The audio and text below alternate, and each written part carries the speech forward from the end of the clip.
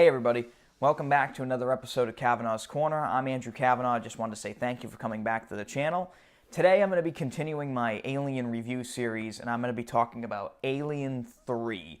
It's a very controversial film, very polarizing movie, but I want to talk about it because obviously I'm doing the whole series of Alien movies. I'm reviewing the whole thing, all the way up to Prometheus. I'm not doing Alien versus Predator. I'm not doing those movies. I want to basically forget that those ever happened.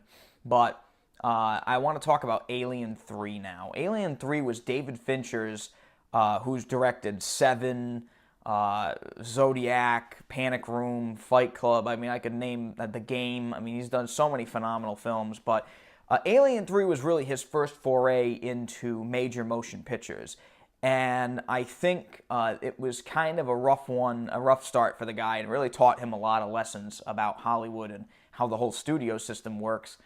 And I think the movie here was made under massive pressure from Fox, and the poor bastard really didn't get to make the movie that he wanted to make, which is too bad because Alien 3 had the potential of being a very, very incredible film. And there's a lot of things, a lot of backstory about the film, and it had an extremely troubled production. And what we got was not really the movie that we were meant to have. Actually, the first teaser trailer for Alien 3 talks about the alien actually reaching Earth.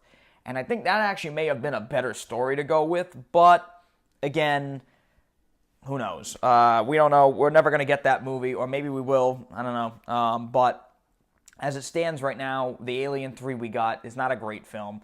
And I think the film at its core, and this is something I really want to talk about for a long time, is that the film itself, just the plot of it alone, is very aggravating to people, especially to fans of the series. Now, if you start the series with Alien 3, you're not going to like Alien as a series.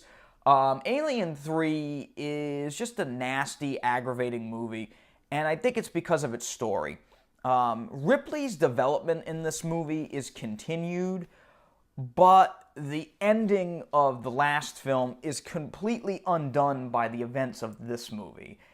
And what do I mean by that? And again, I'm going to spoil the movie, so if you haven't seen this, turn the fucking video off. Please don't watch this video if you haven't seen Alien 3, but basically, at the beginning of this movie, we find out that the life pod, or the escape pod that, or the ship, or whatever the hell it is, that Ripley kind of gets into at the end of Aliens, actually has a queen egg from the second film. So the queen that falls out of the ship at the end of Aliens, that Ripley kills at the end of Aliens, actually planted an egg somehow on the ship that they escape on. I don't know how. Again, we gotta have a movie, so that's what happens. And then she lands on this prison planet, and the prison planet is full of these rapists and killers, and she has to basically, get on with life on this planet, and then she finds out that there's another alien that was also on the ship with her, that has now impregnated some kind of animal. Depending on which version you watch, it's either a dog or an ox. And the alien then begins to wreak havoc on the prison planet, and it's all about trying to survive on this prison planet when this alien is after these people.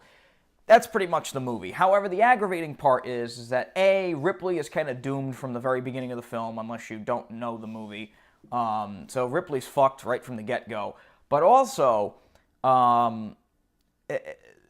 Newt and Bishop, those characters, and Michael Biehn's character from Aliens, they're all dead at the very beginning of the movie. They all die. And it's not an easy death to deal with. They were saved at the end of the second film, and it was her heroics that saved them. And they're all dead at the beginning of this one. So it almost feels like, it ruins the entirety of the second film. And it sucks. Like, it sucks for that to happen. And not only do you feel bad for Ripley, but you feel like you just wasted 2.5 hours watching Aliens because none of it mattered in the end. And Ripley's screwed. So it's really a weird movie. It's a weird movie at its core. However, the movie does have a very stunning look to it. I think the movie has this weird early 90s Panavision look that I really like. And also, David Fincher's The Game is another movie that has a very similar kind of look. It looks very grimy, but it's slick. It looks really good, but it has like a weird kind of sweaty, like grimy feel to it. But it looks great, and I can't explain it. It just has a really great, like, anamorphic, widescreen, filmic look to it, and I really love that look. Even Lethal Weapon 3 has that kind of look, which is, again, from the same kind of time frame, but I don't know what it is, but I really like the look of that film stock, and every time I see a movie in that, I just like, just makes me long for that time where we had movies that were actually shot on film, which, again, shooting in digital is not a bad thing, but I digress. I think that, another problem I have with this movie is that the fact that the story is very, very simple, but it's also somewhat kind of weird. The movie is basically concerned with just survival. And, of course, the second movie was also concerned with that. And the first movie was also concerned with just surviving this alien onslaught. But, for whatever reason in this film, it doesn't really capture my attention as well, for whatever reason. It just feels like, especially the theatrical version of Alien 3, just feels like a lot of shots of people running down hallways at breakneck pace. The camera work in this movie is astounding. Like, it is just amazing how they shot this movie. Actually, I think they built a rig where they could actually tilt the camera upside down and, like, run with it full speed with the camera, like, making 360-degree rotations, which I think is, again, it really leaves an amazing effect because you actually get to see the alien's point of view quite a lot in this movie. And I think that's really cool. But for whatever reason, the story is really not interesting in this movie. And I think because of that, it suffers on top of the other problems I talked about earlier. Now, unlike the other two movies, I should say, in this series, this one, there's really only one way to watch this movie, and that's the extended assembly cut that's included on the Blu-ray of this film. In this box set. I don't know if it's when you buy the movie separately. I don't know if it comes with that. But in the box set that I have, you really have to watch the longer assembly cut because that's about the closest that you're going to get to David Fincher's original vision for the film. There's a lot of changed things. There's a lot of scenes that are completely different. There's a lot of scenes that are very much longer. There are scenes that are not even in the original version of the film. The way the alien comes about is completely different. The introduction of the movie is slightly different. There's a lot of differences. Even the ending of the movie is different. It's a very, very, it's an in-depth kind of extended cut of the film. And I really like the fact that that 20th Century Fox realized that they really needed to go back and fix this movie because it was so screwed up when it was released. The original theatrical cut of this movie is quite possibly one of the most disastrous studio-intervened movies ever.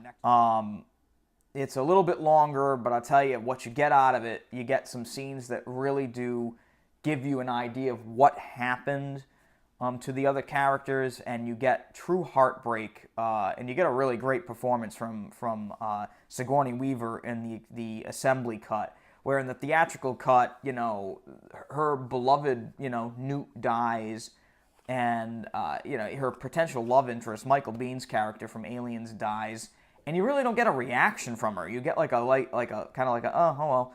In this one, she actually, talks to them and finds out about the alien very early on in the film. And it's pretty great. It's actually some pretty great moments. But in the theatrical cut, you get none of that. And that's why I think in this version, the assembly cut, I give a 3 out of 5. 3.5 out of 5. 3.5 out of 5 is pretty good. We'll do a 3.5 out of 5 for the assembly cut. Much better film. Again, still has some problems, but it is a much better movie. And then the theatrical cut, I'd say, is a 2 out of 5. It's not a very good film, and it has a lot of problems. But overall, Alien 3 is not a bad movie, but I think it's just a very aggravating experience no matter what version you watch.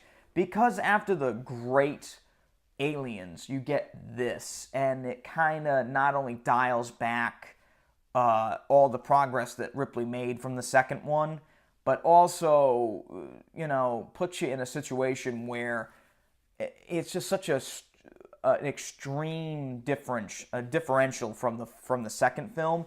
It really is more in tone with the horror aspects of the first film, and I think that's what ruined it for a lot of people when it came out back in the 90s.